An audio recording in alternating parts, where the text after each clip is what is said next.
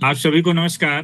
भारत सरकार के शिक्षा मंत्रालय द्वारा ऑनलाइन पोर्टल स्वयं पर संचालित भाषा प्रौद्योगिकी का परिचय एक बहुत ही 15 सप्ताह का महत्वपूर्ण पाठ्यक्रम, जिसे मूल रूप से हिंदी भाषा में विकसित किया गया है और विगत करीब 4 सत्रों से लगातार स्वयं पोर्टल पर इसको संचालित किया जा रहा है। उसी के अंतर्गत प्रत्येक बुधवार को डिजिटल साक्षरता मिशन को ध्यान में रखते हुए चलाए जा रहे तकनीकी ज्ञान अनुष्ठानों के समानांतर 2 अंतर्राष्ट्रीय व्याख्यान श्रृंखलाएं आचार्य त्रिभुवननाथ शुक्ल महोदय के मार्गदर्शन में उनके व्याख्यान के माध्यम से हम इस पटल के पर आप लोगों के लिए निःशुल्क उपलब्ध करा रहे हैं। एक जो व्याख्यान होता है प्रत्येक महीने के अंतिम शनिवार, भारतीय ज्ञान परंपरा के अंतर्गत भारतीय शब्द यात्रा पर हम लोग चर्चा करते हैं। और दूसरा जो व्याख्यान होता है वह प्रत्येक महीने के पूर्णवासी के दिन भारतीय ज्ञान परंपरा के अंतर्गत भाषा चिंतन की भारतीय परंपरा पर हम चला रहे हैं। तो आज महीने का जुलाई महीने का अंतिम शनिवार है और आचार्य जी के 12 व्याख्यान अभी तक हो चुके हैं और 13वां व्याख्यान आज है, जिसका विषय है पृथ्वी शब्द का निर्वचन। आज भाग 3 पर सर चर्चा करेंगे। इसके पहले 2 व्याख्यान पृथ्वी शब्द पर दे चुके हैं, जिसमें पहला व्याख्यान 30 मई को सर ने दिया था और दूसरा 27 जून को, और आज तीसरा सर का व्याख्यान है। क्योंकि यह जो श्रृंखला चलाई जा रही है यह भारत सरकार के शिक्षा मंत्रालय, पांडिचेरी केंद्रीय विश्वविद्यालय तथा विश्व ज्ञानपीठ प्रयागराज के संयुक्त तत्वावधान में चलाई जा रही है। पांडिचेरी केंद्रीय विश्वविद्यालय के हिंदी विभाग के विभागाध्यक्ष आदरणीय डॉक्टर सी जयशंकर बाबू सर यहाँ पर उपस्थित हैं। सर का हार्दिक स्वागत अभिनंदन करता हूँ। इसके साथ साथ विश्व ज्ञानपीठ प्रयागराज के अध्यक्ष और आज के मुख्य वक्ता आचार्य त्रिभुवननाथ शुक्ल महोदय भी प्रयागराज से जुड़े हुए हैं। सर का भी मैं हार्दिक स्वागत अभिनंदन करता हूं। इसके साथ साथ भारत के विभिन्न प्रांतों और विदेश से जितने हमारे सुधीजन श्रोता कुछ जानने, सुनने, सीखने और चर्चा पर चर्चा के लिए हमारे लगातार इस पटल पर जुड़ रहे हैं, आप सभी का हृदय के अनंत गहराइयों से मैं हार्दिक स्वागत अभिनंदन करता हूँ। अब चूंकि यह जो श्रृंखला है, यह श्रृंखला विश्व ज्ञानपीठ प्रयागराज भी इसमें एक संस्थान है। तो आचार्य जी का मैं परिचय तो बहुत लंबा नहीं दूंगा, आप सभी परिचित हैं कि आचार्य त्रिभुवननाथ शुक्ल जो कि पूर्व विभागाध्यक्ष रह चुके हैं, हिंदी एवं अन्य भारतीय भाषा विभाग, रानी दुर्गावती विश्वविद्यालय जबलपुर में, और वर्तमान समय पे विश्व ज्ञानपीठ प्रयागराज के अध्यक्ष हैं। उसके साथ साथ अन्य भारत सरकार की कई संस्थाएं हैं जिसमें सक्रिय सदस्य के रूप में सर अपनी सेवाओं का निर्वहन कर रहे हैं। अगर हम सर के जो व्यक्तित्व है उनका, या जो सर ने भाषा के लिए जो अभी तक विगत 4 दशकों से सर ने योगदान दिया है, उसकी जो सेवा की है, उसको अगर हम 4 लाइन में कहें, जिनकी कलम ने भाषा को संस्कारों का उजास दिया, जिनकी कलम ने भाषा को संस्कारों का उजास दिया, जिनके चिंतन ने साहित्य को ज्ञान का आकाश दिया, शब्द जिनके लिए केवल अभिव्यक्ति नहीं साधना का पावन पथ है, शब्द जिनके लिए केवल अभिव्यक्ति नहीं साधना का पावन पथ है। आइए ऐसे विद्वान आचार्य त्रिभुवननाथ शुक्ल महोदय का हम हृदय से हार्दिक स्वागत अभिनंदन करें। तो एक बार पुनः मैं सर का अभिनंदन करता हूं उनके अपने ही पटल पर। अगर हम बात करें, जैसा कि मैंने कहा कि पृथ्वी शब्द के निर्वचन का यह भाग 3 है, अभी तक 2 इसके व्याख्यान हो चुके हैं। तो उनका अगर सार मैं एक लाइन में बताऊं आप लोगों की, अभी तक जो हमारे ऐसे श्रोता भी होंगे जो पहली बार इस पटल पर जुड़ रहे होंगे या सर का व्याख्यान पहली बार सुन रहे होंगे, तो मैं आपकी जानकारी के लिए बताना चाहूंगा कि पृथ्वी शब्द के निर्वचन और उसकी वैज्ञानिक उत्पत्ति पर सर ने अभी तक गहराई से प्रकाश डाला है। आपने शतपथ ब्राह्मण और अन्य वैदिक ग्रंथों का संदर्भ देते हुए पृथ्वी की 9 सृष्टियों जैसे फेन, मृत और उस की विस्तृत व्याख्या की है।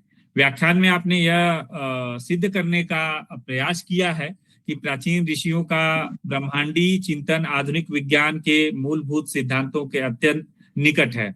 और आज मुझे लगता है कि इसके बाद जो भी इससे संबंधित बिंदु हैं वह हम लोग आचार्य त्रिभुवननाथ शुक्ल महोदय के माध्यम से जानेंगे, सीखेंगे, सुनेंगे। तो मैं एक बार पुनः सर का हार्दिक स्वागत करते हुए सर से आग्रह करता हूं कि आज इसके तीसरे कड़ी में हम सभी को ज्ञानवर्धित करें। सर, हार्दिक स्वागत है सर। धन्यवाद।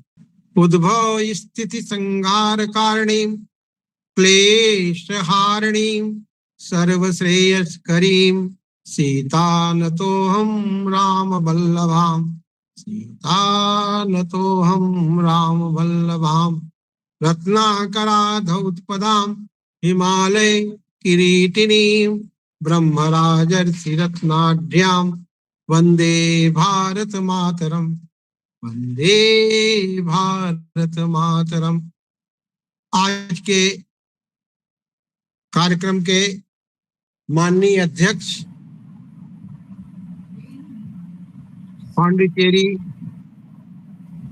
विश्वविद्यालय के हिंदी विभाग के आचार्य एवं अध्यक्ष, जो अपने चिंतन से हिंदी साहित्य और भाषा को एक सार्वभौमिक स्वरूप प्रदान कर रहे हैं, ऐसे भाई जयशंकर जी, और इस कार्यक्रम का सुचारू रूप से संचालन कर रहे हिंदी के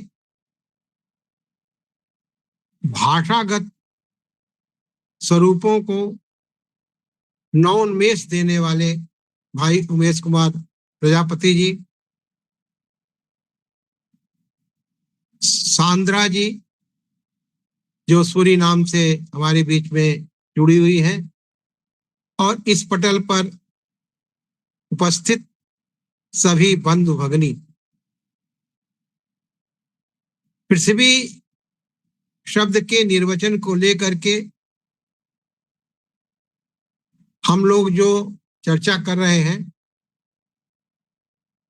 यह चर्चा पूर्णतः वैदिक चिंतन के आधार पर है।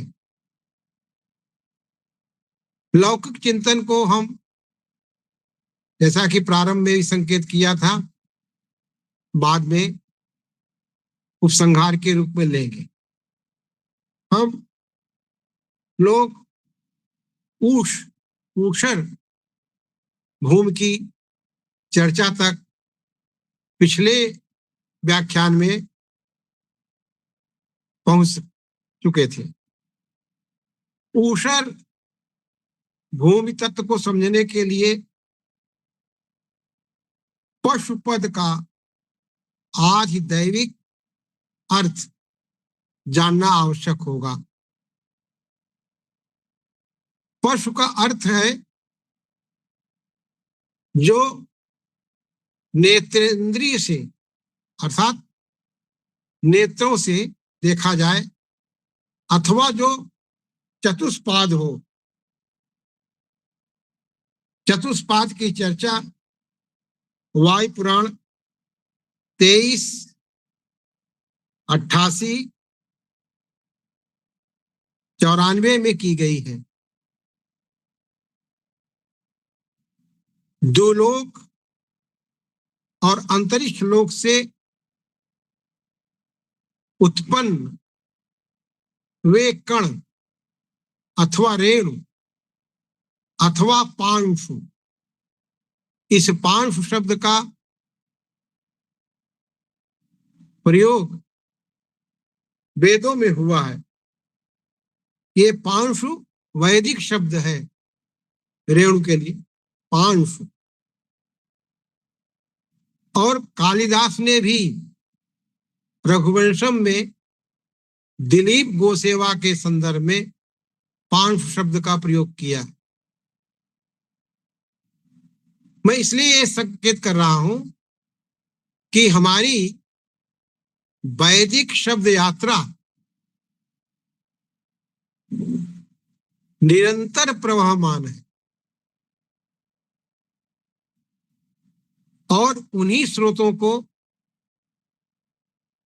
जानने के लिए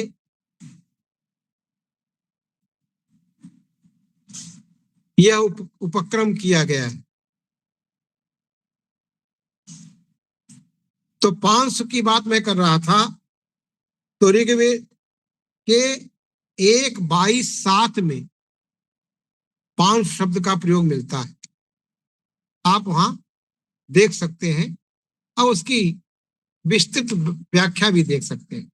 इसीलिए मैं आपसे संवाद करते समय संदर्भों को दे देता हूं, ताकि जो आगे इस दिशा में कार्य करना चाहें या कार्य कर रहे हैं, वे उस संदर्भ को देख करके अपने कार्य को गतिमत प्रदान कर सकते हैं। तो पांशु वह है जो अंधेरी रातों के समय अथवा अन्य किसी प्रकार से देखे जाएं, पशु हैं, उन्हें पशु कहा गया है।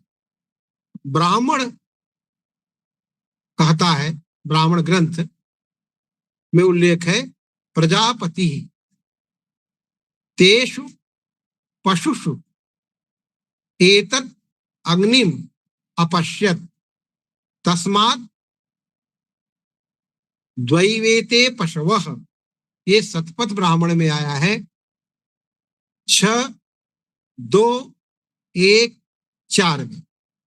अर्थात प्रजापति ने, प्रजापति माने ब्रह्मा ने इन पशुओं में अग्नि को देखा, इसीलिए ये पशु है। संभवतः इनमें भौतिक अग्नि और सौर अग्नि दोनों का योग है। अग्नि योग से ही ये दृष्टि का विषय बने। अन्यत्र भी इसका उल्लेख प्रचुर मात्रा में हमें मिलता है। आग्नेयो वाव शरवः पशु, ऐत्रेय ब्राह्मण 2:6 में। दूसरा संदर्भ मिलता है आग्नेयाः पशवः, यह भी तैत्रीय ब्राह्मण 1:1:4:31 में। अर्थात पशुओं में अग्नि का योग है। यह संदर्भ इस बात को प्रमाणित करता है। इसीलिए शतपथ ब्राह्मण में, शतपथ ब्राह्मण के 6:4:1:2 में कहा गया है, पृथिव्या उपस्थाद अग्निम पशव्यम। अर्थात पृथ्वी के उपस्थ से पशुओं के लिए हितकारी अग्नि को गर्भित किया। पशुर्वा अग्नि अग्निमुखान प्रजापति पशून सृजत, एक कपिष्ठल के 3:1:9 में स्पष्ट किया गया है। ये ग्रंथ आज हमें देखने होंगे और संयोग से ये सारे ग्रंथ आज हमारी पूर्वजों के द्वारा किसी न किसी रूप में संरक्षित कर लिया गया है। आवश्यकता है कि हम इन ग्रंथों को पुनः देखें और उसमें से भारतीय विद्या परंपरा के जो सूत्र हैं, उन सूत्रों को हम विश्व के सामने रख सकें। सर्वे पशो यदग्नि, ऐसा कहा गया है।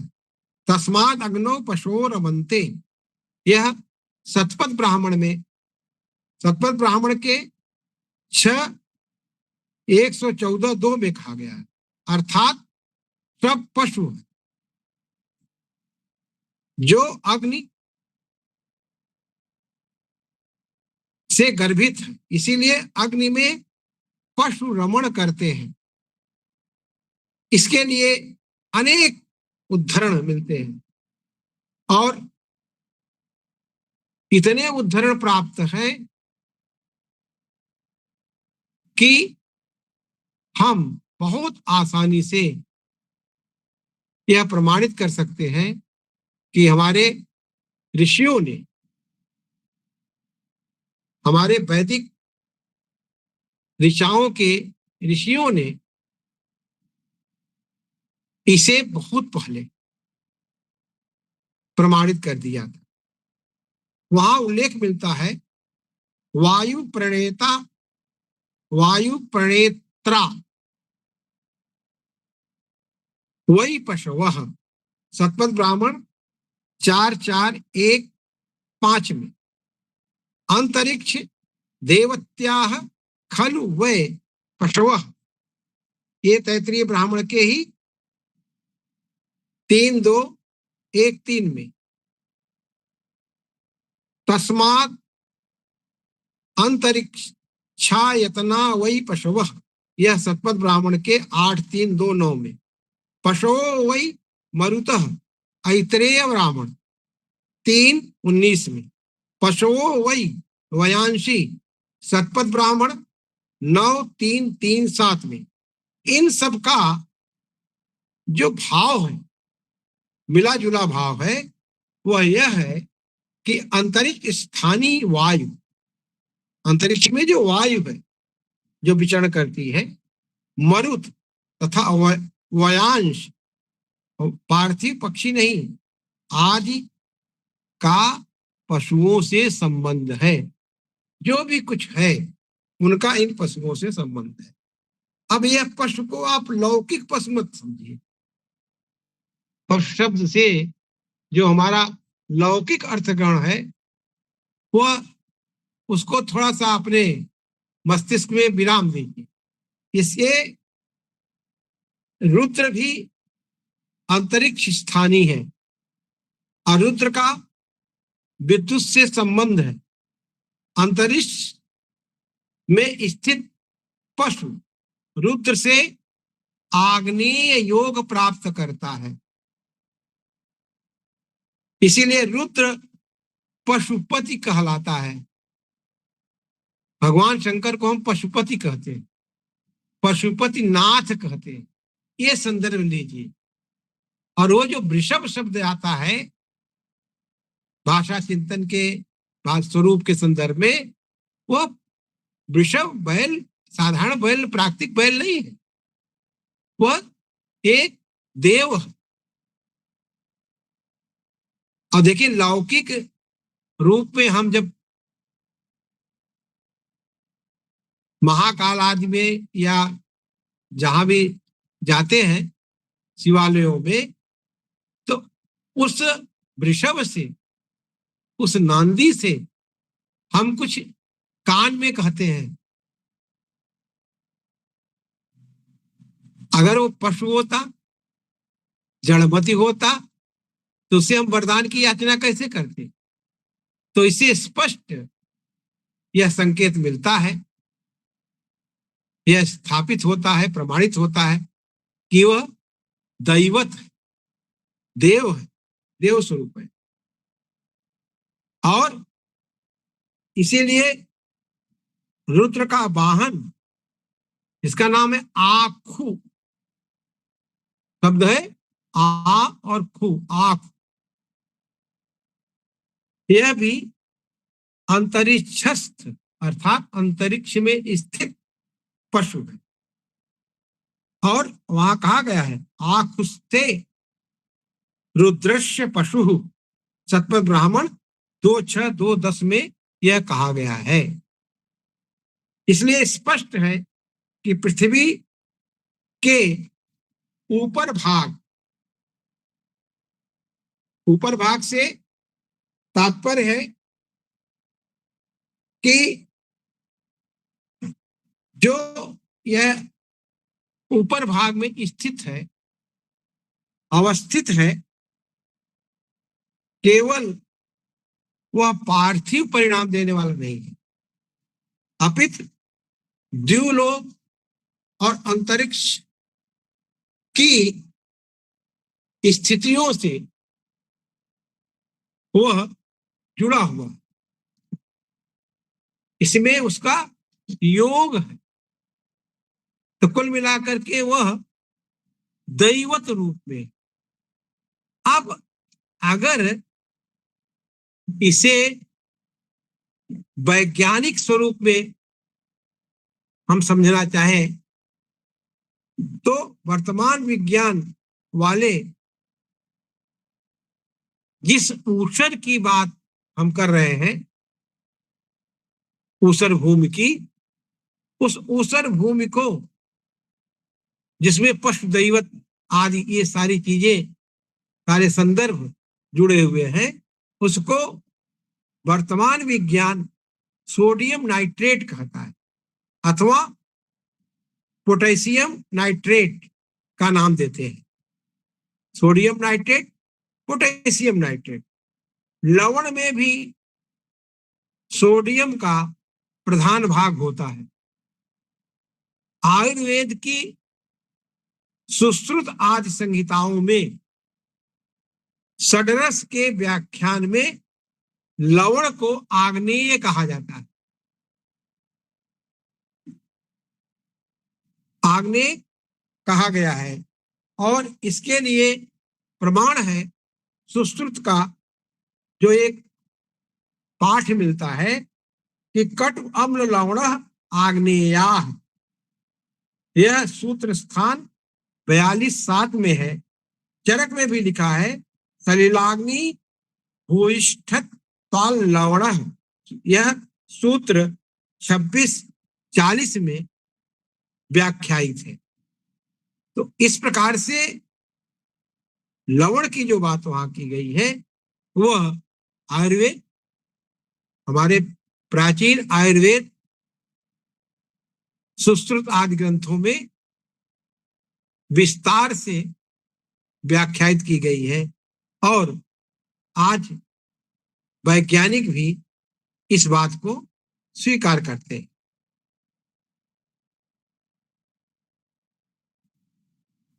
अब एक प्रश्न उठता है कि क्या समुद्री जलों में लवण का अत्यधिक भाग इन पशुओं से संबंध रखता है और उसके बाद पृथ्वी के विस्तार की बात बनती है।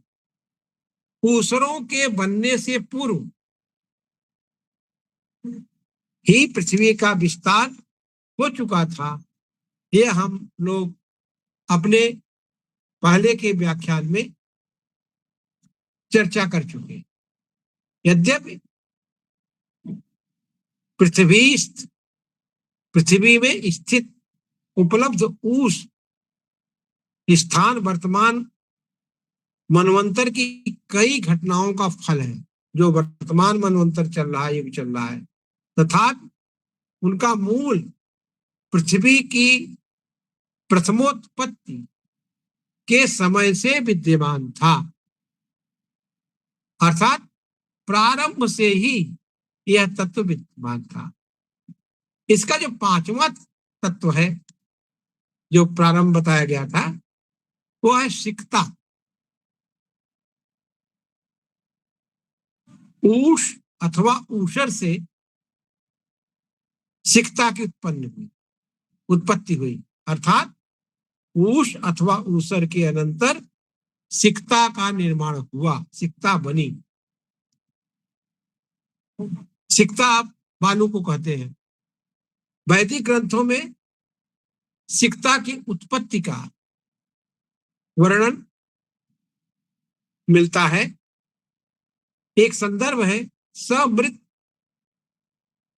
अतप्यत सा सिकता असृज्यत, सतपथ ब्राह्मण 61-3-4 में, अर्थात मृत तप्त हुई, तप्त माने गरम, तप्त हुई वह सिकता बनी।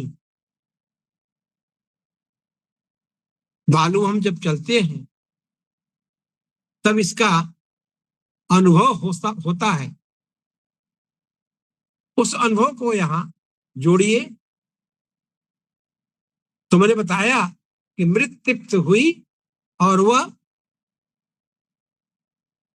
मृत तप्त हुई, गर्म हुई, तब वह सिकता बनी। इसका उल्लेख दूसरे संदर्भ मिलता है कि ऐसा वह अग्निर्वैश्वानरो, अग्नि को वैश्वानर भी कहा जाता, अग्निर्वा वैश्वानरो यदसा आदित्य स यत् इह आसीत् तस्यै तत् भस्म यत् सिक्ता। यह 1:6-3 में अग्निर्वा, दूसरा संदर्भ है अग्निर्वा एतत् वैश्वानरस्य भस्म यत् सिक्ता। ये कपिष्ठिल ग्रंथ में है, कपिष्ठिल का उल्लेख अभी किया था, कपिष्ठिल के 31:9 में है। तात्पर्य यह कि यह निश्चय है कि अग्नि वैश्वानर है, जो आदित्य है वह आदित्य जो यहां था उसकी यह भस्म है जो सिकता है, उसी का भस्म है। आदित्य कभी पृथ्वी के अति समीप था, इसका उल्लेख, इसकी चर्चा आगे के संदर्भ में हम देख सकेंगे। पृथ्वी की त्वचा पर नहीं अपितु इसके बहुत नीचे के स्तरों में भी सिकता मिलती है। सिकता का उस स्तर में अस्तित्व पृथ्वी की प्राथमिक दशा में भी था व नहीं, अथवा वर्तमान जो मनवंतर है, वर्तमान मनवंतर में ही हो गया। ये बातें भविष्य के अध्ययन का विषय है कि यह कब से है।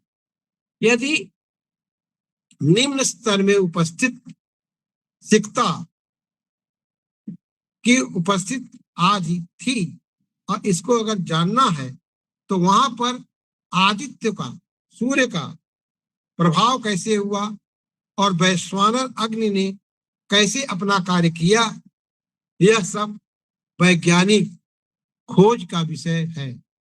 इसे आप आगे के अपने अनुसंधान में देख सकते हैं। एक संदर्भ मिलता है भ्राजंत इव शिक, भ्राजंत इव ही सिकता, ही निपात, ही माने निश्चित ही, भ्राजंत इव ही सिकता अग्निर वा एतत् वैश्वानरस्य भस्मयत् सिकता। सतपथ ब्राह्मण 3:5-36। अर्थात प्रकाश मान के समान है यह सिकता। आप देखते हैं कि गर्मियों में जब आप रेत को, बालू को, सिकता को देखते हैं दूर से तो एकदम चमक दिखती है। निश्चय से वैश्वानर की अग्नि यह भस्म है, उसी वैश्वानर की का भस्म है जिसे हम सिकता कहते हैं। वैश्वानर माने अग्नि। रेत के कणों में चमक है, यह हम सब जानते ही हैं। एक संदर्भ और मिलता है, अग्नेरेतत् वैश्वानरस्य रेतो यत् सिकता।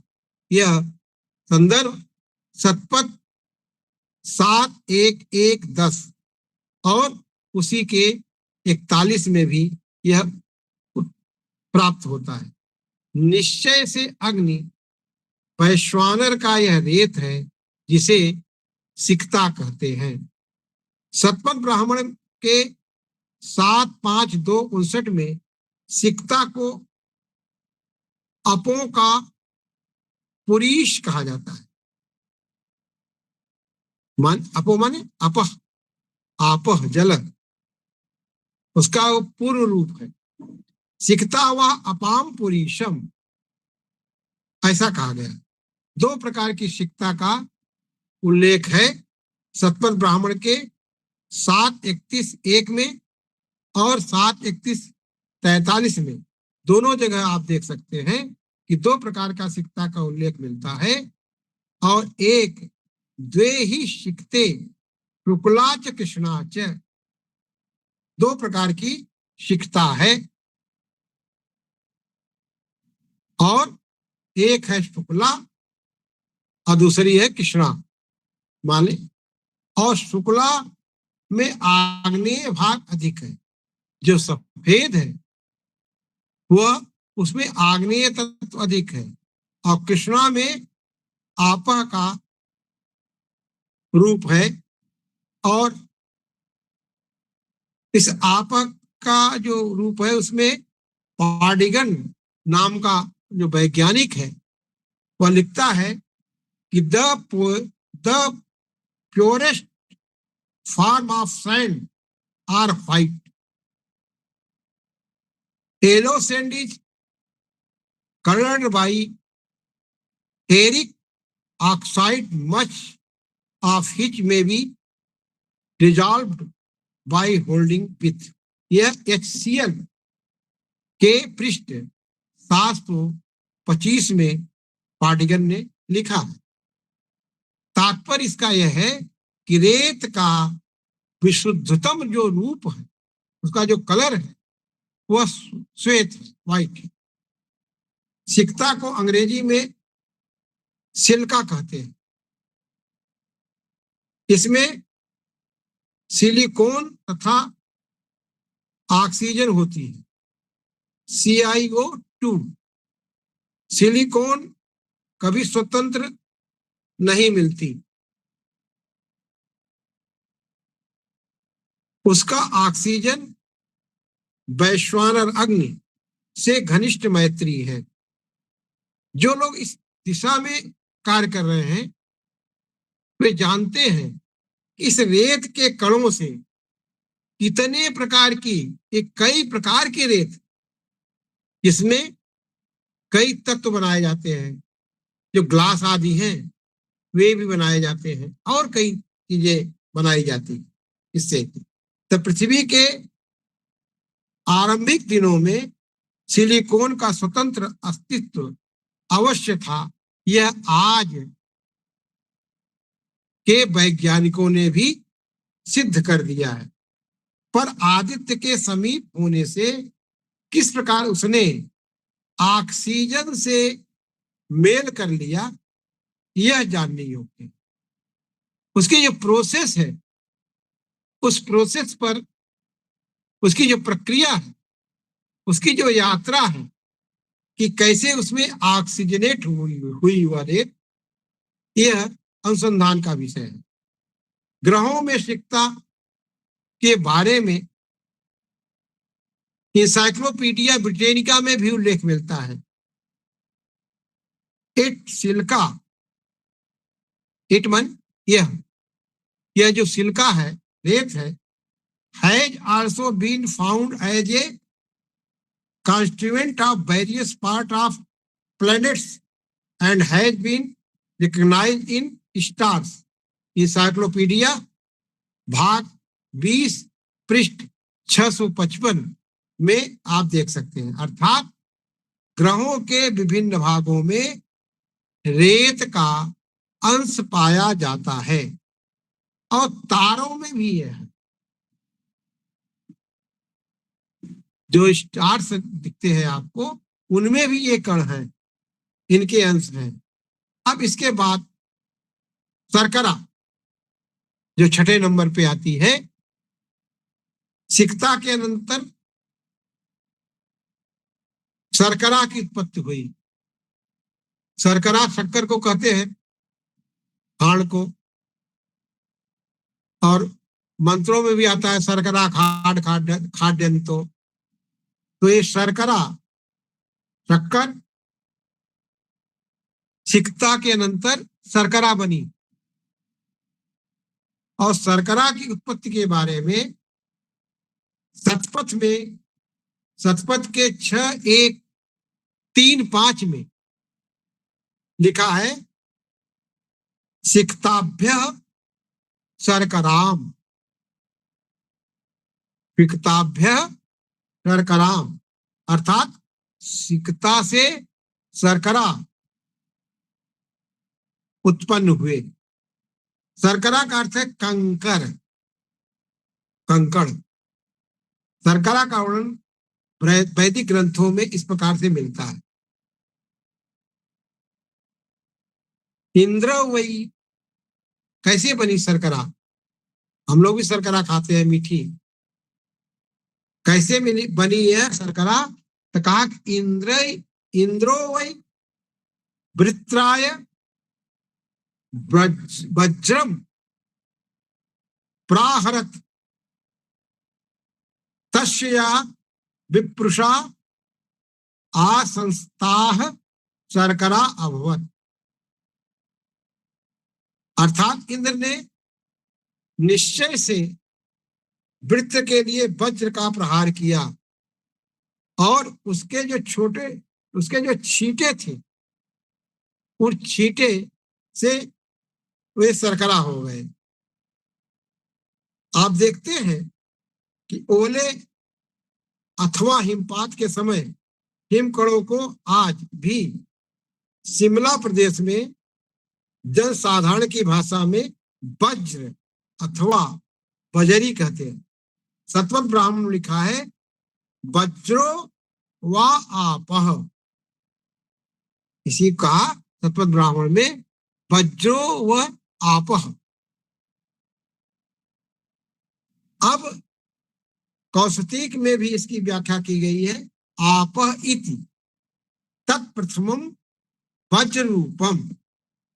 तत्पद में 12 में इन्हीं आपह के हिमभूत हिम से उत्पन्न कंकर वज्र है और यही इंद्र का आयुध है। अब इतनी लंबी विशद व्याख्या शर्करा की केवल वैदिक वांग्मय में मिलती है। इंद्रो वृत्राय वज्रम प्राहरत सत्रेधा व्यभवत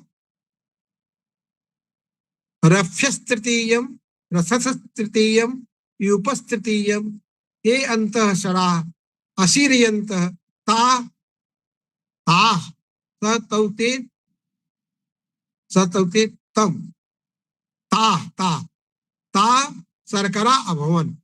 तैतरी संहिता के 5.2.6 में है। अर्थात इंद्र ने वृत्र के लिए वज्र का प्रहार किया। ये तो कथा हम सब लोग जानते ही। वह वज्र 3 प्रकार से हो गया, स्फय, रथ और यूप, 3 रूप में हो गया।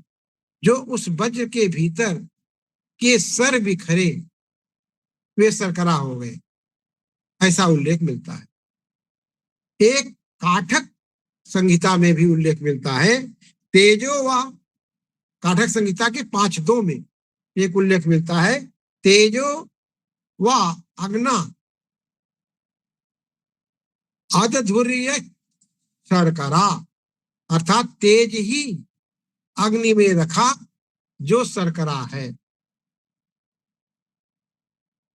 कपिष्ठल संहिता में जो पहले मैंने उल्लेख किया और इसका प्रमाण दिया गया है, अग्नि में तेज कैसे धारण कराया गया यह समझने योग्य, यह अनुसंधान का विषय है। अब ये जो बीच बीच में संकेत करके छोड़ दिया जाता है वही अनुसंदेह, उसी पर आज हमें और अनुसंधान करके इस बात को आगे बढ़ाने की आवश्यकता है। शर्करा से पृथ्वी का दृढ़ उत्पन्न होना, विस्तारित होना और उसको पहले पृथ्वी दलदल के समान अकठोर थी, उसके ऊपर के तह पर ऊषर और सिकता के उत्पन्न हो जाने पर भी आंतरिक भाग अभी कठोर नहीं हुआ था। पृथ्वी के आंतरिक भाग में शर्करा की उत्पत्ति होने पर उसका आंतरिक भाग भी दृढ़ अर्थात कठोर हो गया। विज्ञान के ग्रंथों में भी ऐसा लिखा है और हमारी संहिताओं में भी, काठक संहिता, मैत्रेयी संहिता में ऐसा उल्लेख मिलता है। मैत्रेयी संहिता में के 163 में उल्लेख मिलता है, शिथिरा व यमग्रह आसीत ताम प्रजापति शर्कराभि फिर दृहन।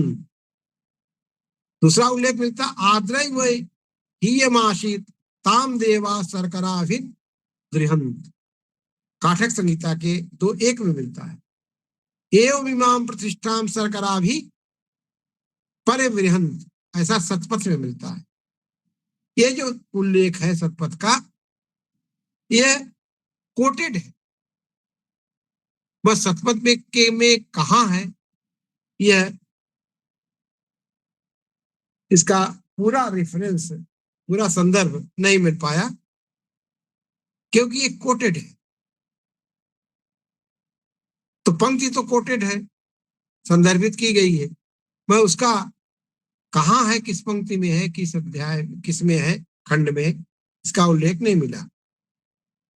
इन सब का भाव यह है कि पहले पृथ्वी ढीली थी अथवा आद्र के समान थी, आद्रा थी, आद्रा माने गीली, उसमें शर्करा की उत्पत्ति हुई और शर्करा के द्वारा पृथ्वी का कठोरतम रूप हुआ। अब इसके बाद अश्मा आता है, शर्करा के अनंतर बाद अश्मा, अश्मा माने पाषाण, पाषाण की उत्पत्ति हुई और पाषाण की उत्पत्ति के संदर्भ में सतपथ 6:1-3-3 में लिखा है, शर्कराया अश्मानम अस्त्रिजत तस्मात् शर्कराश्मैव अनंतो तस्मात् शर्करा शर्कराम एव शर्करा तस्मात् शर्कराश्मैव तस्मात् शर्कराश्मैव अंततो भवति, अर्थात शर्करा से अश्मा को उत्पन्न किया, इसलिए शर्करा अश्मा ही अंत में बन जाती है। तस्य वृत्तस्य एतत् शरीरम यद्गिरियो यदस्मानः, सतपथ ब्राह्मण में 3-4-3-3 में कहा गया है, अर्थात उस वृत्र का ही यह शरीर है जो गिरि है, पहाड़ है, अश्मा है, उसी से, उसी के अधिकांश से गिरि या पहाड़ की उत्पत्ति हुई। वृत्र का व्याख्यान या इसकी आख्या आगे के संदर्भों में आएगी और आश्मा और गिरि आदि के भेद हैं, प्रभेद हैं, जिनको यहाँ बहुत प्रासंगिक न होते हुए उन पर विचार करना अनुकूल नहीं होगा। केवल मैं ये कहना चाहता हूं कि शर्करा के छोटे छोटे कण एकत्र हुए और संपीडन द्वारा संतप्त होकर के जल करके अश्मा बने, यह, और इसका विवेचन, इसका विस्तार इतना अधिक है कि यह स्वतंत्र व्याख्यान का विषय है, यह स्वतंत्र रूप से अनुसंधान का विषय है। इसकी जो प्रोसेसिंग है, इसके जो निर्माण की प्रक्रिया है, वह अत्यंत वैज्ञानिक और सुस्पष्ट है। फिर अश्मा के अनंतर अयह और हिरण्यम, अयह कहते हैं लोहा, आयरन, की उत्पत्ति हुई और तैत्तिरीय संहिता के 4, 7, 5 में अयः और लौह 2 पद है। अयः भी है और लौह भी। लौह संस्कृत का लोहा हो गया हिंदी में। महाभारत में लिखा है अश्मनो लोह लोहम मुसस्थतम। उद्योग पर्व में इसका उल्लेख हुआ है, अर्थात अस्म से लोहा उत्पन्न हुआ। धातुओं में अपह अर्थात लौह प्रथम धातु है। लोहे के अनंतर माने पश्चात रांगा आया। सीसा आदि अन्य धातुएं उत्पन्न हुई। हिरण अर्थात सुवर्ण अंतिम धातु है। माने यहां लोहे की और सोने की, गोल्ड की उत्पत्ति की बात कही गई। हिरण, हिरण माने सुवर्ण। उपनिषदों में कहा है हिरण्मयेन पात्रेण सत्यस्यापहितो मुखम। सत्य का मुख हिरण्मय पात्र में सुनिश्चित है। हिरण्य अर्थात सुवर्ण अंतिम धातु। सुवर्ण के विषय में रसायणों तंत्र के 799 में एक बड़ा अच्छा उल्लेख मिला है। वहां कहा गया है कि रजसम क्षेत्रजम लौहसम करजम तथा त्रिविधम जायेत हेम। हेम माने स्वर्ण। त्रिविधम जायेत हेम चतुर्थे नोपलभ्यते। कहा अर्थात हेम की उत्पत्ति रस माने पारद, जो कृत्रिम रूप से बनाया जाता है, पारद के योग से क्षेत्र अर्थात आकार उसका बनता है खान से अथवा नदियों से तथा लोह का सांकर्य से होता है। चौथे प्रकार का कोई सुवर्ण नहीं होता। 3 प्रकार के सुवर्ण की जो बात हमारे वैदिक ग्रंथों में की गई है वह अंतिम है। इस 3 के बाद चौथे प्रकार की चर्चा आज तक नहीं हो पाई है और यही 3 प्रकार आज भी सुवर्ण के मिलते हैं और चलते हैं। इसके बाद 8वां हुआ अयः और हिरण्यम अर्थात लोह और स्वर्ण। इसके बाद औषधि वनस्पति के प्रादुर्भाव से पूर्व पृथ्वी की अवस्था का वर्णन मिलता। औषध वनस्पतियों के प्रादुर्भाव से पृथ्वी की अवस्था कैसे थी, इसके कई प्रमाण हमें मिलते हैं शतपथ ब्राह्मण में और अन्य ब्राह्मण ग्रंथों में। एक उल्लेख है काल वाली कृताहेयम तरहि पृथिव्यास, शतपथ 2:2-4-3। और अर्थात गंजी थी यह पृथ्वी, उसके ऊपर कुछ नहीं था। अथ वै तरहि अल्पा पृथिव्यासीत अजता औषधय, अर्थात निश्चय से अल्पा पृथ्वी थी, नहीं उगी थी औषधियां उस पर। बाद में औषधियां कैसे आई इस तक का विवेचन हमारे ग्रंथों में मिलता है। एक उल्लेख है ऋक्षाः वा इयमग्रासी तस्याम देवारोहिण्याम वीरिथो आरोहयन। यह संहिता के ये 1:9-2 में मिलता है। अर्थात लोम रहित निश्चय से ही यह पृथ्वी पहले थी, उसमें देवों ने रोहिणी में विरुद्ध अर्थात लताओं को लगाया। रोहिणी नक्षत्र ने पृथ्वी पर औषधि वनस्पतियों के प्रादुर्भाव में सहायता की, यह जानने योग्य है। यह तैत्तिरीय संहिता के 7.4.3 में, तांड ब्राह्मण के 20.4.5 में उल्लेख मिलता है। आज भी हम जो औषधीय वनस्पतियां हैं उनके बारे में हमारे आयुर्वेद के ग्रंथों में यह उल्लेख मिलता है कि इस नक्षत्र अमुक नक्षत्र में अमुक औषधि लगाने पर उसमें औषधीय गुण आ जाते हैं।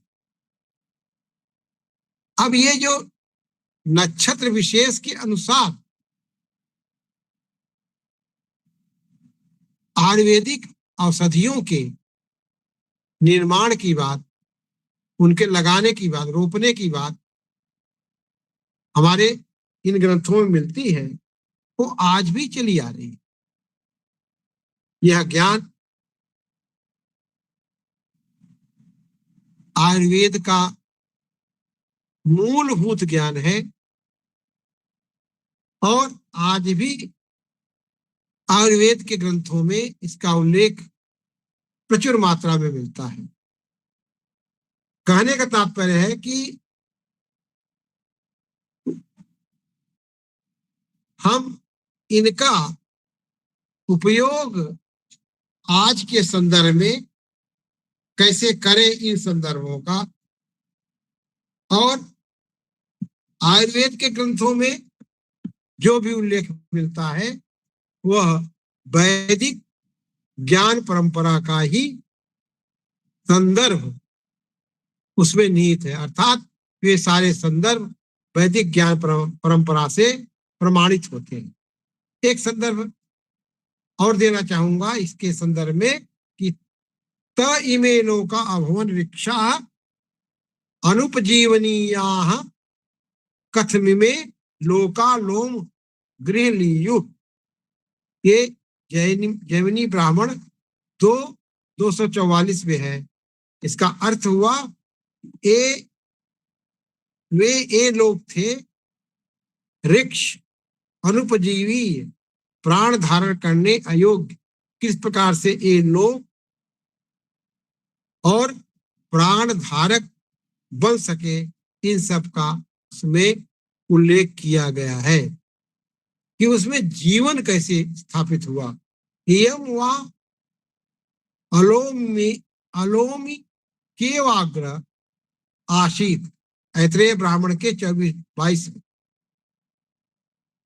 औषधि वनस्पतयो वही लोमानी, जैमिनी ब्राह्मण के 2:54 में।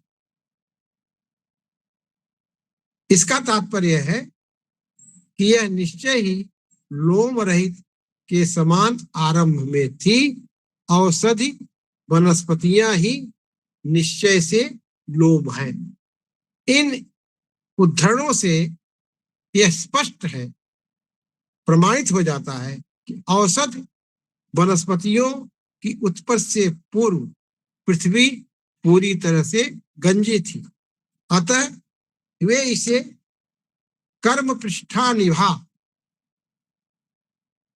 कहा। वे इसे कूर्म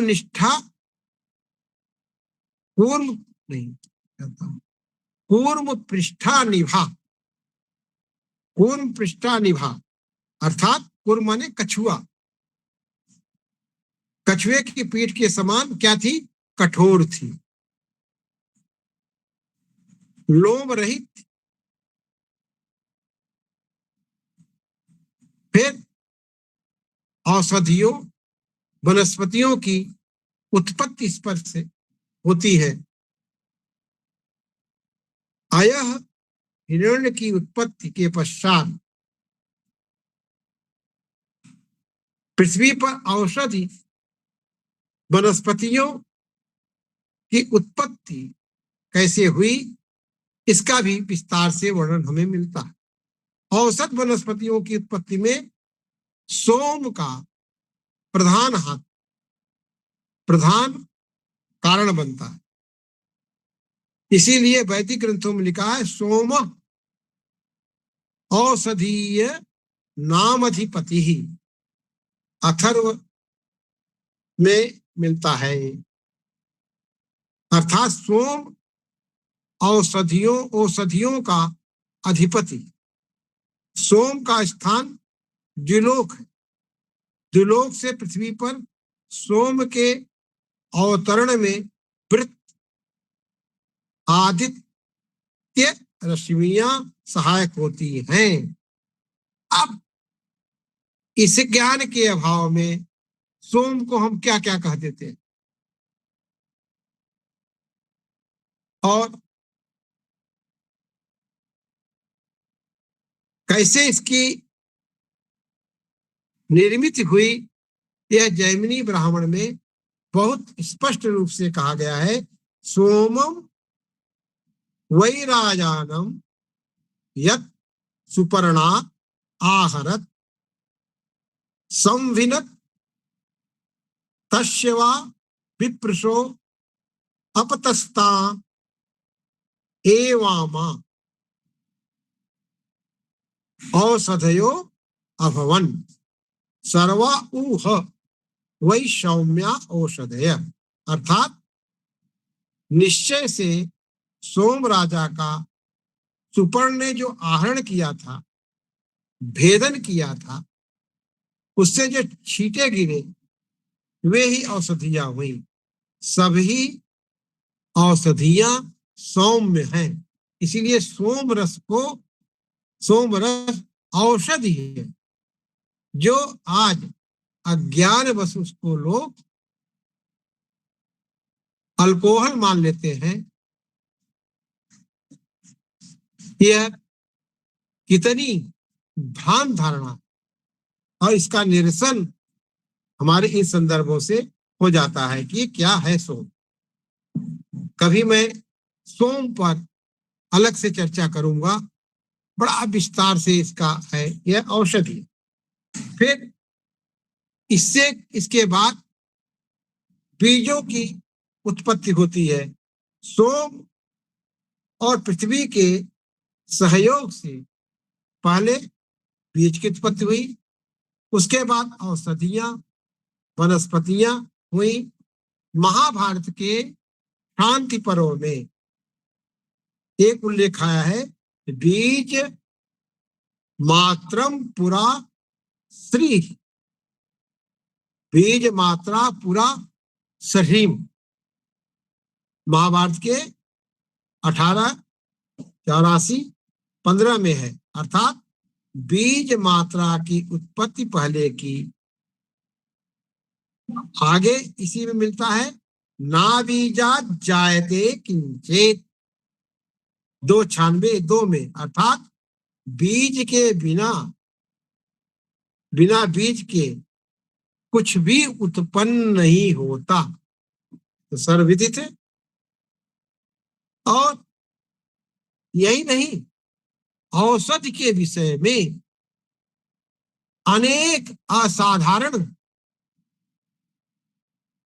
तथ्य मिलते हैं, और उन तथ्यों को यदि आज हम जान लें,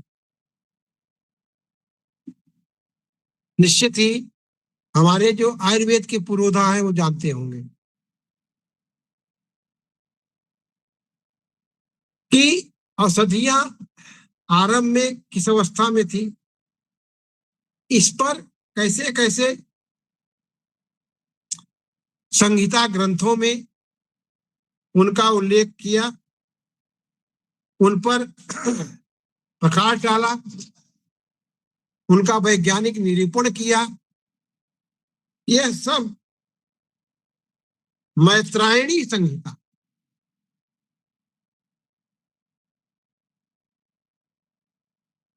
ये मैं ये उनके लिए है जो वेदों को केवल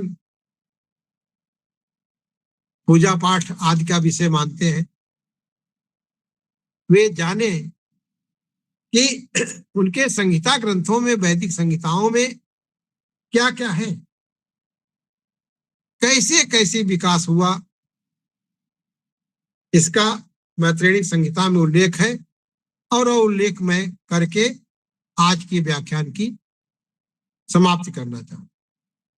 प्रजापतिर्वा इदमग्र आसीत् तम वीरथो अभ्यरोहन असुरियो वा एता यदोषधयः ताम अतिष्ठदिशन्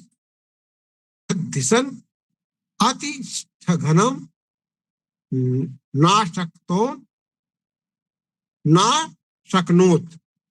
नाशक्नोत् ताम अतिष्ठदिशन् अतिष्ठघम नाशक्नोत् सो अशोच्यत सो अतप्यत ततो अग्नि सृज्यत तमग्नि सृष्टम वीरुधाम तेजो अगच्छत ता अशुष्यन न ततः पुरा अशुष्यन।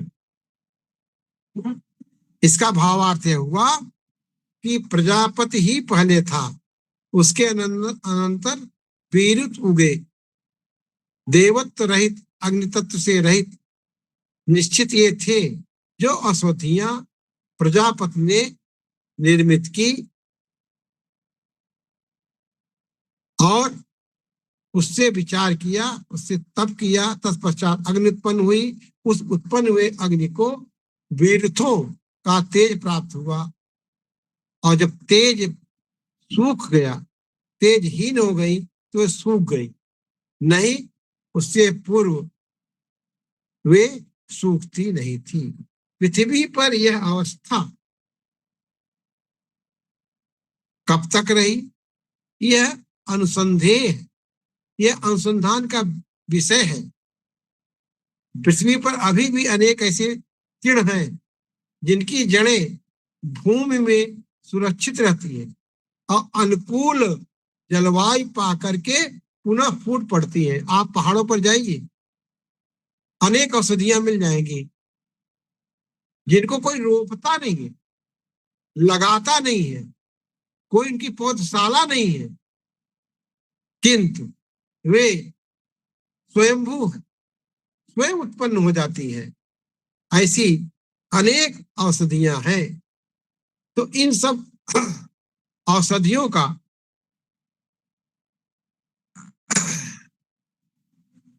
जो अभिप्राय है वो अभिप्राय तैत्तिरीय संहिता के 1:10 में भी है। न श्रम वही पुरा अग्निर परशु विक्रम दहति, अर्थात पहले अग्नि परुष से बना कटे को नहीं जलाता था। उस समय वृक्ष केवल जल के ऊपर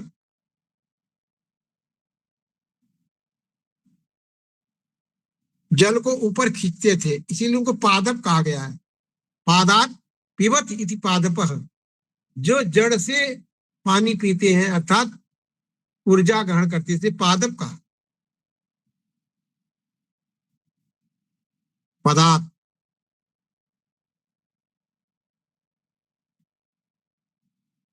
पादप पैर से अर्थात नीचे से ऊर्जा ग्रहण करते हैं। और इसका और विस्तार से जिनको देखना हो वे मैत्रेयी संहिता के 3:1-9 का संदर्भ ले सकते हैं। मैत्रायणी संहिता में एक और सत्य भी स्पष्ट हुआ है जिसे आज आप लोगों के सामने वो संदर्भ मिला है, स्पष्ट कर देना चाहूंगा। वहां लिखा है प्राचीन वै सीमोरोषधय प्रतीचीनम रौद्री न हि प्राचीनम शुष्यन्ति शुष्यन्ति प्रतीचीनम। मैत्रायणी संहिता 2:1-15। अर्थात औषधियों का मूल भाग सोम प्रधान रहता है। जल जितना मूल में रहता है उतना ऊपर नहीं चढ़ता। यह बात आप प्रत्यक्षानुकूल भी है कि आप देखिए कि कहीं जल ऊपर दिखाई नहीं पड़ता वृक्षों में, और वृक्ष हरे रहते हैं, तो कैसे रहते हैं? इसीलिए रहते हैं। इससे इसकी तुलना शतपथ ब्राह्मण के 1-3-6-4 से की जा सकती है। वहां इसका बहुत अधिक विस्तार से वर्णन है। इससे स्पष्ट होता है कि आग्नेय परमाणु ऊपर ऊपर चलते हैं। जल जितना मूल में रहता है उतना ऊपर नहीं चढ़ता। यह बात हम आज स्पष्ट रूप से देखते हैं। इतनी आख्या के बाद मैं अपनी बात को यही समाप्त करता हूं, क्योंकि हमारी समय सीमा 1 घंटे की है, वह लगभग कुछ मिनट ऊपर हो चुका है। मैं अधिक आप लोगों को नहीं परेशान करना चाहता हूं, क्योंकि पचाना भी पड़ता है। इतना आप पचा लेंगे तो बहुत से संदर्भ आप जुटा लेंगे आगे के अनुसंधान के लिए। आप सब लोगों ने बहुत ध्यान से सुना, इसके लिए आप सभी के प्रति आभार, धन्यवाद। कोई प्रश्न हो तो आप पूछ सकते हैं।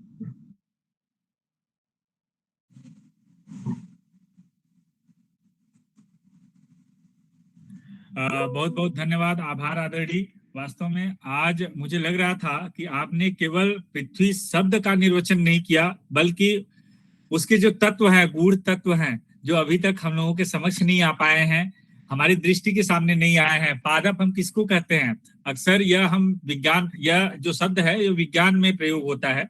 आपने उसकी भी व्याख्या की।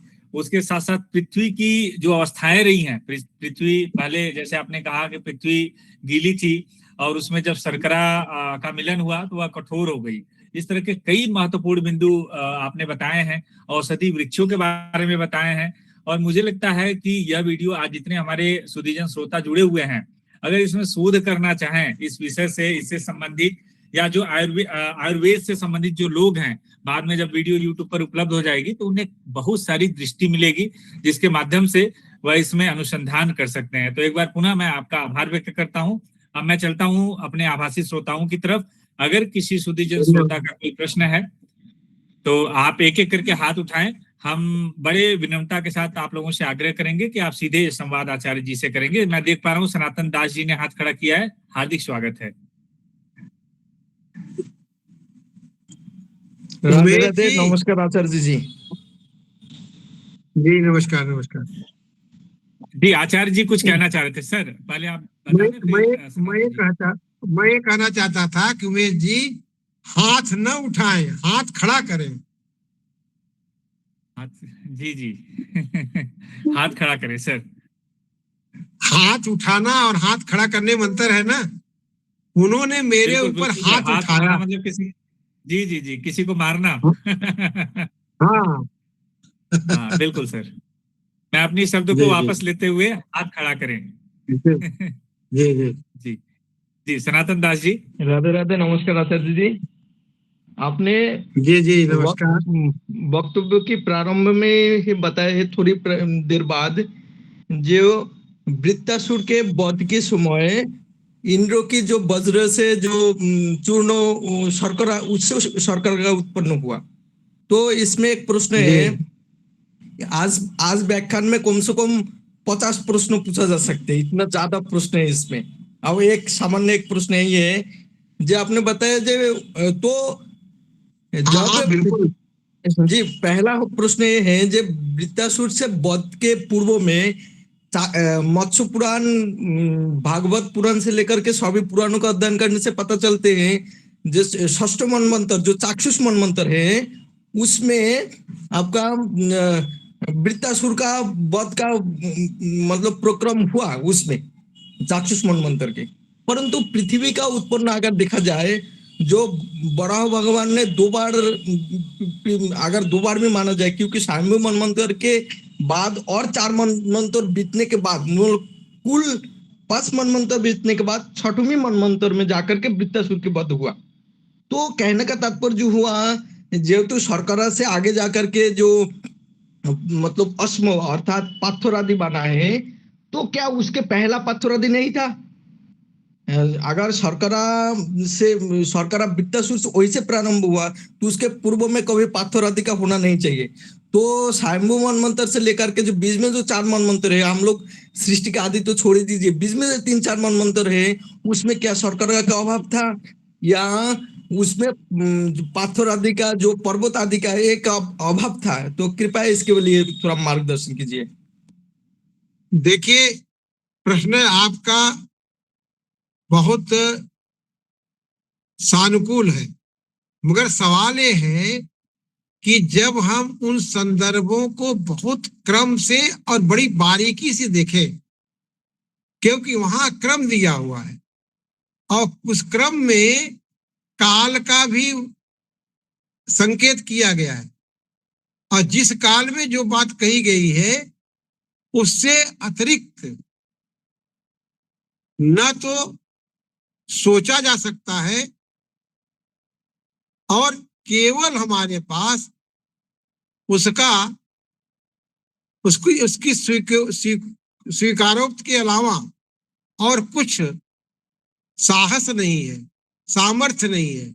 इसलिए जिस क्रम में से वो आया है, अब जब एक एक तत्व की बात वहां की जा रही है, और दूसरी बात यह है कि जहां तक ये इस पौराणिक आख्यान का प्रश्न है, ये पौराणिक आख्यान भी तो वहीं से आया ना, पौराणिक आख्यान भी तो वहीं से आया, वैदिक संहिताओं से ही आया है।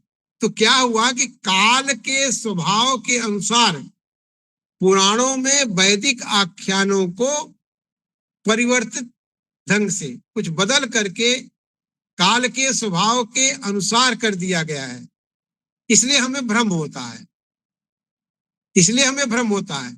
और वो ये जो आख्यान है, वो एक प्रतीक है, वो एक प्रतीक है। अब इंद्र है, अब इंद्र का काल आप नहीं निर्धारित कर सकते, इंद्र एक नहीं था, इंद्र कई हुए। इसी प्रकार से विष्णु है, महाविष्णु है, ये अनेक रूपों में है। इसलिए इनको हम लौकिक काल के संदर्भ में पुराणों के आधार पर उस वैदिक तत्व का जो निर्वचन हुआ है उसको अप्रमाणित नहीं कर सकते, क्योंकि आज हम इस बात को लिखेंगे, आज हम अनुसंधान करेंगे, तो भले काल आज का है, 2026 का है, मगर इसका जो स्रोत है, इसका जो मूल है, वहीं से है। और दूसरी बात, सबसे बड़ी बात यह है कि मैं एक बात और स्पष्ट कर देना चाहूंगा कि वैदिक शब्दों का अर्थ ग्रहण करना बड़ा कठिन है, बहुत कठिन है। और उनको यदि हम आज के शब्दावली में उनका अर्थ करेंगे, तब तो हम वहां तक पहुंचे ही नहीं पाएंगे, वहां सब प्रतीकार्थ है। और सबसे बड़ा जो आधार इसका बनता है, मैं आज उस बात को स्पष्ट कर देना चाहूंगा कि वैदिक शब्दों का अर्थ ग्रहण युगानुरूप होने की उसमें क्षमता है। इसीलिए वैदिक साहित्य चुक नहीं रहा है, अप्रासंगिक नहीं हो रहा है, हमेशा वर्तमान कालिक बना हुआ, इसलिए कि हर युग के अनुसार उसमें शब्द, उसके शब्दों में अर्थ देने की सामर्थ्य है। वही शब्द भले ही स्वरूप में परिवर्तित हो जाए, किंतु अर्थ वो अपना उद्भाषित करता रहता है, ये बड़ी सामर्थ्य है। और जब हम उसको लौकिक प्रतीक के साथ जोड़ेंगे, पौराणिक आख्यान के साथ जोड़ेंगे तो हम संदर्भ च्युत हो जाएंगे, मतलब उससे कट जाएंगे। और शायद हम जिस परंपरा को लेकर के हम परंपरा, मैं एक बात और स्पष्ट कर देना चाहता हूं, मैं परंपरा को रूढ़ नहीं मानता हूं। परंपरा रूढ़ नहीं है। परात् परः इति परंपरा। परात् परः माने जो एक के बाद एक चलती आ रही है क्रम, वो परंपरा है। तो हम इस अर्थ में उस वैदिक ज्ञान परंपरा को देखें तो शायद ये जो प्रश्न खड़े हो जाते हैं बीच बीच में, ये न खड़े होंगे। अब प्रश्न खड़ा होना स्वाभाविक है, क्योंकि हमारे काल का स्वभाव है, हमारी बौद्धिक क्षमता है, हमारे बीच के संदर्भों का न मिलना है, बहुत से ग्रंथों का लुप्त हो जाना है। बहुत से ग्रंथ हैं जिनका उल्लेख मिलता है मगर वो ग्रंथ अब नहीं है, मगर वो थे, यह तो प्रमाणित होता है। और उसी क्रम में है उनका आख्यान मिलता है, उनका तत्व विमर्श मिलता है। यह हमारे लिए उपयोगी है और हमें न तो इस संदर्भ में बहुत भावुक होकर ग्रहण करना है, हमें केवल उसका, अगर हम पानी पीटते रहे, पानी पर लाठी मार जैसे मारने से कोई अर्थ नहीं निकलता, वैसे ही होगा कि हम परंपरा का व्याख्या आख्यान तो करें, गुणगान तो करें। गुणगान करने की जरूरत नहीं है, उसके तथ्यों में जाकर उसका विश्लेषण करने का और वैज्ञानिक रीति से विश्लेषण करने का समय है। न तो निंदा की का प्रश्न है, न प्रशंसा का प्रश्न है। तथ्यात्मक उल्लेख होना चाहिए। और यही हमारी जो ये श्रृंखला चलाई जा रही है डॉक्टर सी जयशंकर बाबू और उमेश जी के द्वारा भारत सरकार के स्वयं पोर्टल पर, यही हम लोगों का उद्देश्य भी है कि हम जो बीच में, जैसे आपने देखा होगा कि धान होता है ना,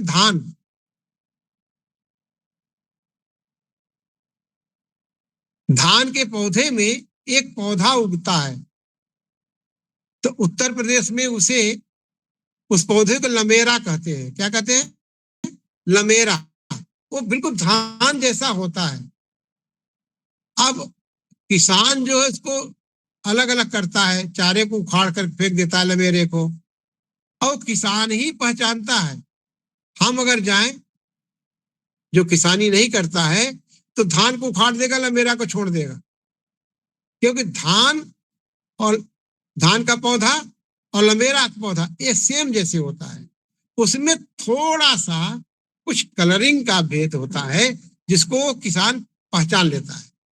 और इसी को गोस्वामी तुलसीदास ने लिखा है, कृषि निरावहि चतुर सुजाना। निरावहि माने उनको अलग अलग चारे को हटा करके पौधे को बनाए रखने का। कृषि निरावहि चतुर सुजाना, उनको चतुर कहा और सुजान कहा। तो हमें वही उस किसान की तरह चतुर और सुजान बन करके इस वैदिक ज्ञान को ग्रहण करना होगा। नहीं तो जो उसका बीज तत्व है, जो सार तत्व है, उसको हम उसी लमेरे की तरह फेंक देंगे, उसी धान को फेंक देंगे, लमेरे को ग्रहण कर लेंगे। इसलिए अब हमें जो हमारे ज्ञान में लमेरे उगाए हैं पाश्चात्य विद्वानों के गलत व्याख्या के कारण, और उनका निरसन करना, उनको दूर करना है। हमें लमेरे को, भारतीय ज्ञान परंपरा में जो लमेरे उगाए हैं उनको उखाड़ फेंकना है। यह हमारा लक्ष्य है और यही हम सबका लक्ष्य है और यही हम सबका लक्ष्य होना चाहिए। आपने बहुत अच्छा प्रश्न किया जिसके कारण ये सारी बातें आ सकी। आपको बहुत बहुत धन्यवाद, साधुवाद। धन्यवाद आदरणीय आचार्य जी। जितना महत्वपूर्ण प्रश्न सनातन दास जी ने किया था, वास्तव में उसी मनोयोग के साथ आपने इसका विश्लेषण भी किया। बहुत अच्छी बात आपने कही है कि मैं भी देखा हूं कि धान की जब खेती होती है तो जो लमेरा होता है, धान और लमेरे में सर थोड़ा सा बस रंग का अंतर होता है। एक थोड़ा सा डार्क होता है, एक थोड़ा सा लाइट होता है, बस इतना। और वास्तव में वो किसान ही पहचान पाएगा। नौसिखिया अगर कोई जाएगा थोड़ी सी मतलब कि हम चलते हैं देखते हैं तो पता चला लमेरे की जगह धान ही उखाड़ के वो निकाल देंगे। तो बहुत ही अच्छा विश्लेषण जी आपने जी। किया है कि आज जरूरत है कि वैज्ञानिक दृष्टि से इसका विश्लेषण किया जाए और विश्लेषण सही सही हो, ऐसा ना हो कि धान को हम उखाड़ दें। बहुत बहुत धन्यवाद। मैं देख पा रहा हूँ कि फातिमा। आप आप प्रश्नों को उनके उत्तर को भी तो देते हैं, वो उपयोगी रहता है। जी बिल्कुल चलिए, सर। जी जी जी और कोई प्रश्न? जी। फातिमा यास्मीन जी ने हाथ खड़ा किया है। आपसे आग्रह है कि आप अपने प्रश्न को रखें।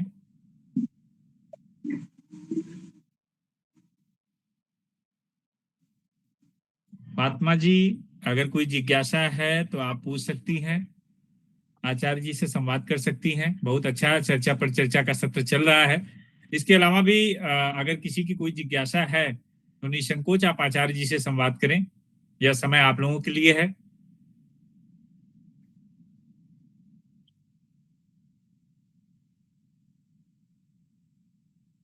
नो सर, हमें कोई प्रश्न नहीं करना है सर, खुद इतने अच्छे से एक्सप्लेन कर रहे हैं सब कुछ। Thank you so much sir.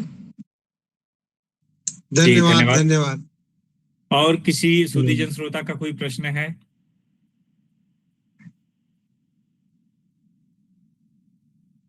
मुझे लग रहा है किसी का कोई प्रश्न नहीं है। मैं एक संक्षिप्त टिप्पणी रखना चाहूंगा। आज आचार्य जी जब राजा सोम के बारे में और सोमरस के बारे में कर रहे थे कि वास्तव में सर ने बहुत अच्छी बात उसमें बताई थी कि हम लोग गलत अवधारणा विकसित कर लिए हैं। हम लोग सोमरस को अक्सर, मैं बड़े बड़े मंचों पे सुनता हूँ कि सोमरस को अल्कोहल से तुलना कर दी जाती है और उसको अल्कोहल का नाम दे दिया जाता है। हम अज्ञानतावश सोमरस और उसके अंदर जो छिपा हुआ तत्व है, हम उसको नहीं समझ पाते हैं और इसलिए उसको थोड़ा सा तुच्छ समझने लगते हैं। आज आचार्य जी ने इस पर भी प्रकाश डाला है।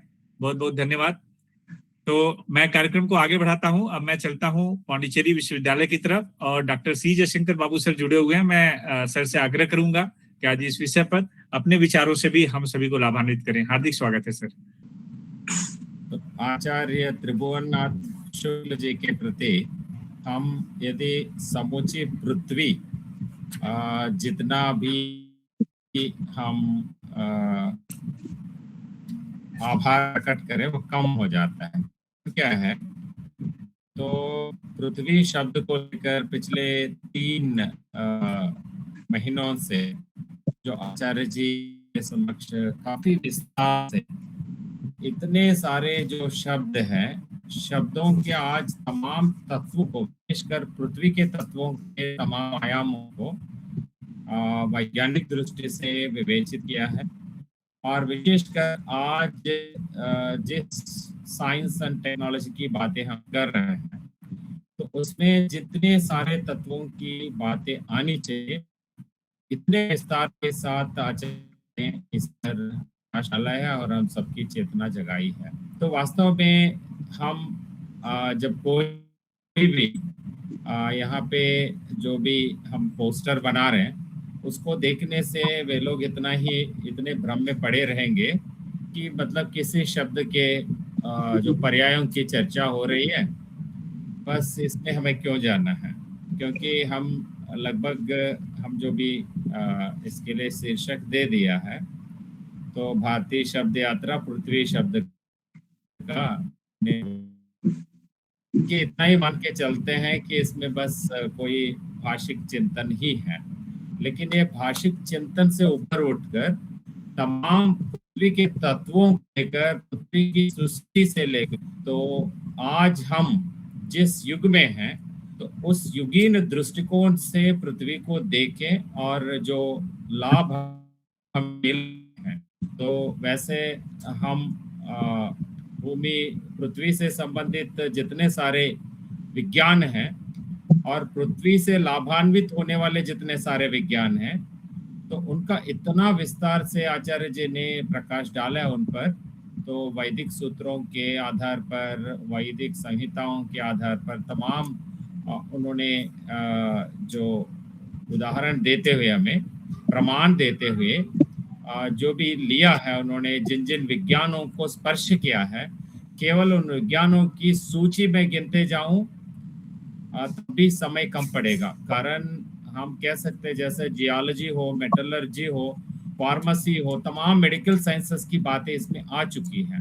तो जैसे तत्वों को लेकर आचार्य जी ने से शुरू किया, तो जैसे 5 से लेकर तो वहाँ पे तो फिर उसके बाद सिकता, फिर रेत को लेकर पृथ्वी के तत्वों में, फिर उसमें सिलिकॉन, ऑक्सीजन के तमाम तत्वों की बातें कहते हैं, फिर शर्करा और उसका भी जैसे उन्होंने वर्णन किया है आगे, अश्मा और अयह लौह तत्वों का। जैसे अब इतने सारे, अंततः जब औषध और वनस्पतियों को लेकर आचार्य जी ने कहा, उस समय मैं कोई और पुस्तक पढ़ रहा था, मैंने देखा कि इतने सारे विषयों का किसी एक पुस्तक में उल्लेख मिलना बहुत दुर्लभ है। तो वास्तव में हमें यहाँ जो भी श्रद्धालु जुड़ रहे हैं, तो उनमें अनुसंधान की दृष्टि जागृत करने का बहुत बड़ा काम आचार्य जी कर रहे हैं। तो क्योंकि अनुसंधाता को निश्चित रूप केवल किसी 2-4 किताबों पर निर्भर नहीं होना चाहिए।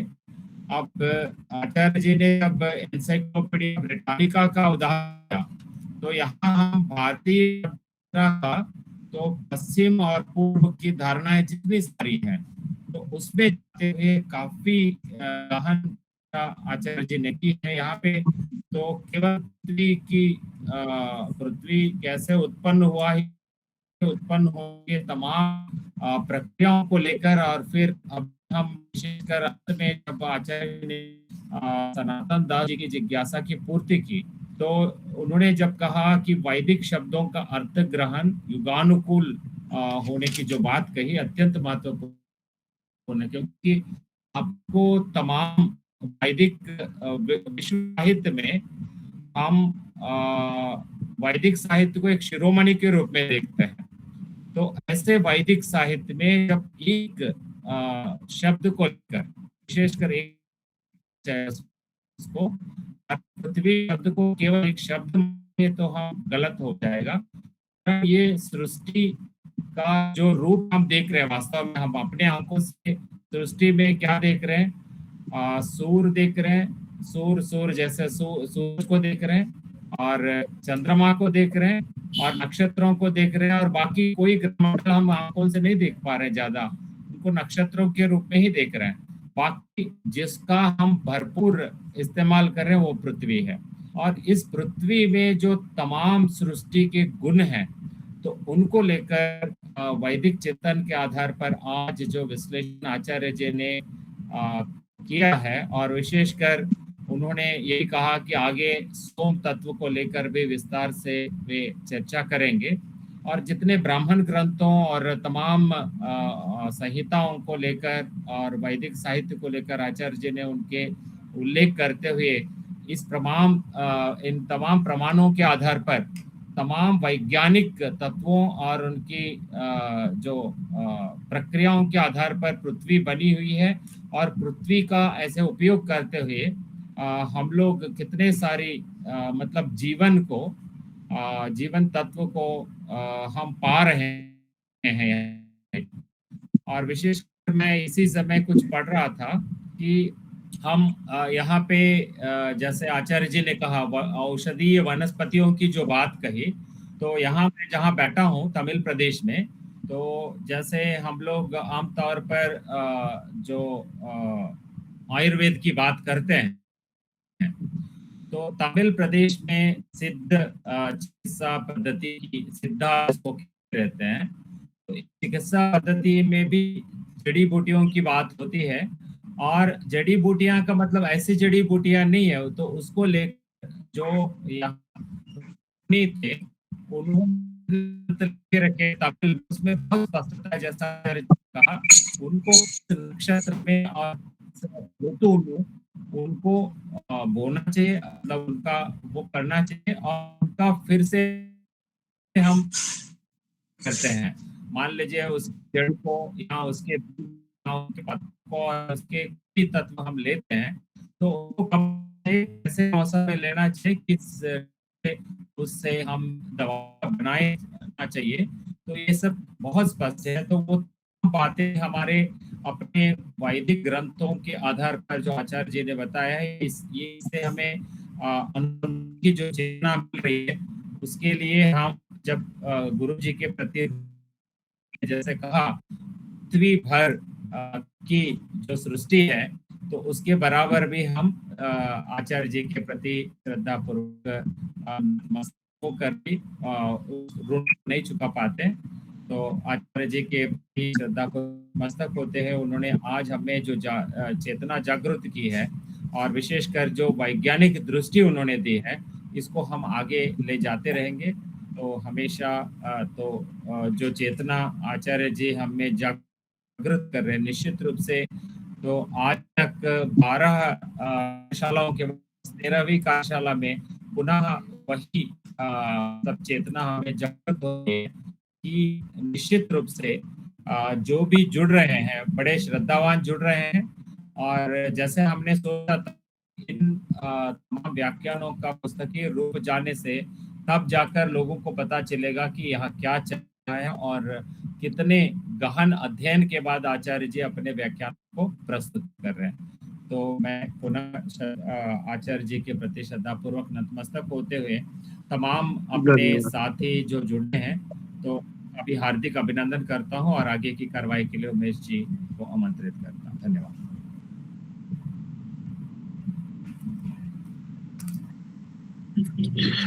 बहुत बहुत धन्यवाद राधा रेड्डी।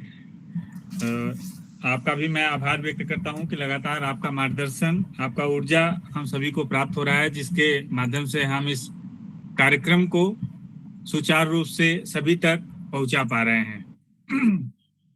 अब समय हो चुका है कि हमारे जो सुधीजन श्रोता जुड़े हैं, हालांकि 2 लोग अभी भी जुड़े हैं प्रमाण पत्र लेने के लिए।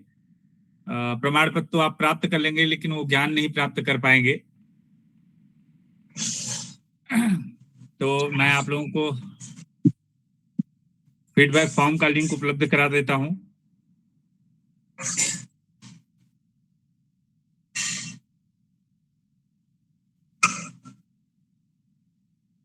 आज मेरे में चैट बॉक्स दिखाई नहीं पड़ रहा है। मैं चाहूंगा, किसी से आग्रह करूंगा कि एक मैसेज चैट बॉक्स में लिखें, ताकि हम लोग आप लोगों को फीडबैक फॉर्म का लिंक उपलब्ध करा दें।